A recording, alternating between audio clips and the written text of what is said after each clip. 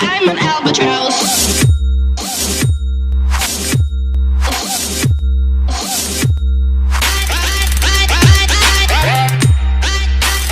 I'm an albatross.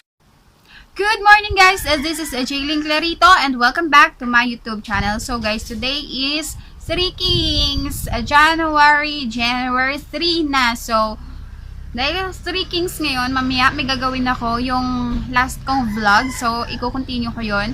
But for now, gusto ko lang bumati sa inyo ng Happy New Year pa rin.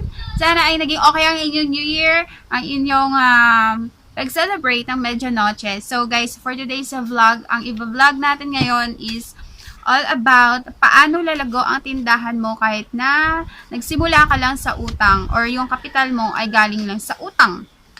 So, yun guys, alam nyo, hindi naman lingid sa inyo, hindi ko naman kinakahiya na yung aking puhunan is nagaling lang sa utang. So, ayun, may nagsasabi na pagka daw galing sa utang ang iyong puhunan, ay mahihirapan ka daw na magpalago ng iyong negosyo or ng Sari-Sari store or Sari-Sari store. So, ako disagree ako dun guys kasi 'di ba? Ang madami talagang mga negosyo na ang kanilang mga puhunan ay nanggaling lang sa mga utang.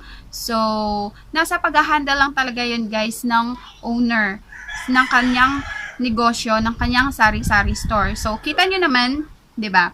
Hanggang ngayon, nandito pa rin yung aking Sari-Sari store kasi, yun nga, nasa pag-handle lang naman yun. So, ngayon, yung vlog na to ay gusto kong mag-share sa inyo ng some tips para kung paano ang pagpapalago ng Sari-Sari store or negosyo, konti, maliit lang na yung negosyo like this, na kahit na ang iyong puhunan ay nagaling lang sa, yun nga, sa utang. So, first, umutang ka sa bangko or sa lending company na mababa lang ang interest. So, yun, pag umutang ka nga lang sa bangko, kailangan mo lang ng co-makers, no?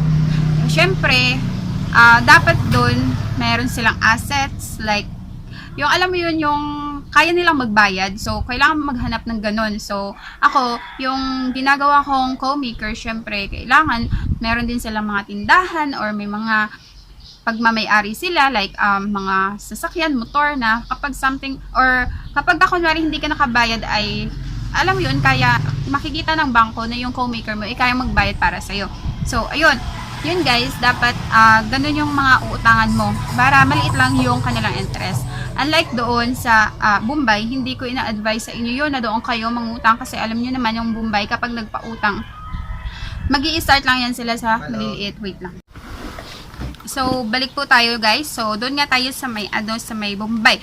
So, kasi yung Bombay kapag umutang ka sa kanila, first bibigay lang sila ng mababa sa iyo like mga 5,000 starting na ganyan. Tapos, yung next na yun, syempre, maiengganyo ka, uulit ka ulit sa kanila. Pero itong mga Bombay na to, bago kanila bago sila magre-renew sa iyo, ay mag-o-offer muna sila ng mga something like mga pautang din na ibang bagay like mga rice cooker, kung ano-ano, mga electric fan, kung ganyan. So, sa kanila, wait lang.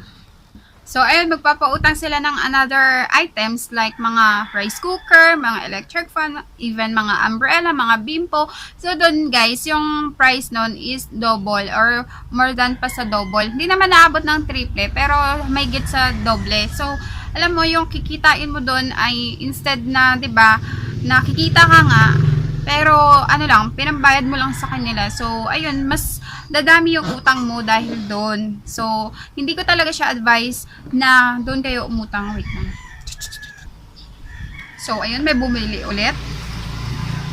So, yung next naman guys, siguraduhin mo na mayroon kang inilalaan na pambayad sa iyong inutangan. So, ano ba yung technique doon? So, everyday, kailangan mo siyang mag-ipon para hindi mabigat sa'yo yung pag-iipon para sa pambayad mo. So, kunwari, nitong araw na to, nagkaroon ka ng benta na 2,000 or more. So, kunwari 800 yung kukunin mo doon. Then, yung the rest, kagaya lang sa akin, rolling lang siya, 'di ba? So, kunwari kukuha lang ako ng 800, then yun yung itatago ko. Tapos yung 1-2 doon, ay yun yung iro-rolling ko the next day. Kasi hindi naman pwede na hindi tayo gagalaw or yung gagayahin natin yung iba na yung iba kasi, hindi nila ginagalaw, parang iniipon lang nila ng 1 week bago sila gagalaw ng pera na mamimili ulit sila. So, hindi tayo pwedeng ganun kasi nga, konti lang yung ating pera. So, kailangan natin siyang paikutin everyday. So, ayun lang yung technique doon. So, kailangan lang natin mag-ipon everyday para hindi na magiging mabigat para sa atin yung pagbabayad sa ating inutangan. So, yun. And then, yung next naman, kailangan natin na may ipon kahit na maliit lang. So, yung iba, ganito yung ipon nila, malalaki. So, tayo, kung hindi natin kaya yung ganong halaga, so, ibahin natin, gawin natin mababa lang. So, nag-iipon ako, konti lang. Kahit paano naman, so, konti lang. So, bawal natin sabihin, actually, kasi, alam mo na, baka tayo dito pasukin, no? Wow, akala mo kalaki. So, ayun lang, guys. Kaya ako hindi gaano nag-vlog about sa pera kasi nga, madami dito yung mga niluluubang mga tindahan. So, kaya ingat-ingat tayo sa mga ganyan. So, yun nga, kailangan nating mag-ipon kahit na pakaunti-kaunti lang, no? Para, kunwari ay gaya nga nitong umutang tayo. So, since may ipon na tayo, pagdating ng araw, pwede na tayong hindi na ulit tayo mangutang sa kanila kasi meron na tayong ipon. Tapos yung ipon natin, ayun na yung gagamitin natin the next time. Diba? So, ganyan. And then, yung next naman, huwag muna tayong maghangad ng mga bagay na mga wants lang natin. Alam mo, yung mga hindi natin kailangan sa ating mga negosyo, yung mga ganon. Kung hindi naman talaga natin kailangan, huwag na muna. Or else, kung kailangan man natin, kahit kailangan pa natin, ay pag-ipunan na lang muna natin kasi, alam mo, mahirap kapag doble-doble yung ating mga binabayaran. Baka mamaya, hindi pa natin kayang bayaran yun. So, ang mayayari, malulugi yung ating tindahan. So, ganon guys.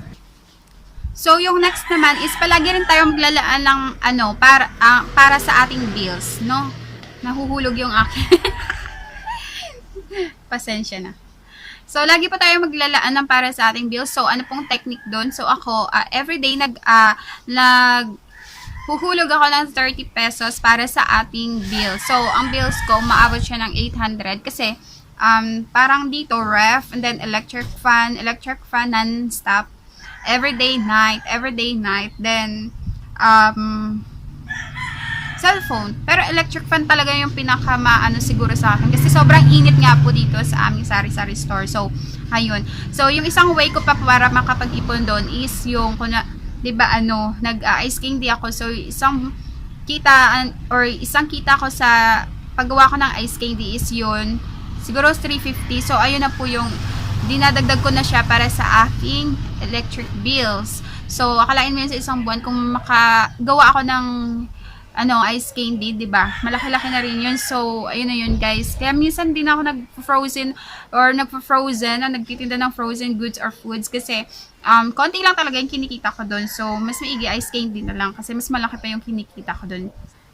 So, yung next po natin ay huwag po tayo muna magpautang kasi yung pagpapautang natin yun yung hihila sa ating pababa. So, ako, nagpapautang naman po ako kahit papaano, promise yan. Kasi, baka naman matawag tayo walang consideration, no? Pero nagpapautang ako sa piling-piling tao lang at saka mayroong limit. So, kapag nagpapautang ka rin kasi, yun din yung isang paraan para bumalik-balik yung customer sa'yo. Basta, alam mo lang kung sino yung papautangin mo at kung magkano halaga lang dapat hanggang. So, ayun guys. Yung next po, piliin lang yung mga items. Piliin natin talaga yung mga items na malaki ang tinutubo, pero mabilis lang maubos. Gaya nga ng sigarilyo at ng alak. So, ako, kahit konti-konti lang yung mga sigarilyo ko, hindi kagaya ng iba na tambak-tambak yung sigarilyo nila. Ako naman, kahit mga isa-isang rim lang, kasi malapit lang naman ako sa bayan. So, mura lang din naman yung binibilhan ko doon. So, okay lang, kahit na hindi ako mag-stocks ng ganong kadami kasi hindi naman ako wholesaler. So, ang importante lang ay hindi ako nawawalan. So, kahit papaano, basta mayroon pa akong ma-rolling dito sa iba kong mga items. So, ayun guys. Tapos yung alak ko, kung ano lang yung pinakamabentang alak, yun lang din yung mga binibili ko. Kasi, kung bibili ako ng ibang alak na hindi naman mabenta, so wala din, may stock lang siya. So, ayun, yung alak lang na mabenta sa akin is yung tanduay, then yung long neck na tanduay, and then emperador, yun lang guys. So, yun lang yung mga binibili ko. muna. So, yung red horse, hindi gaano kasi, buti nga hindi gaano kasi mahirap kapag palagi kang nag-ano ng bote, no? Nangongolek ng bote. So, mas okay na sa akin yung ganyan na lang muna. So, yun guys, yung ating mga tips or ways para kung paano palaguin ang ating Sari-Sari store kahit na yung ating puhunan ay galing naman sa utang.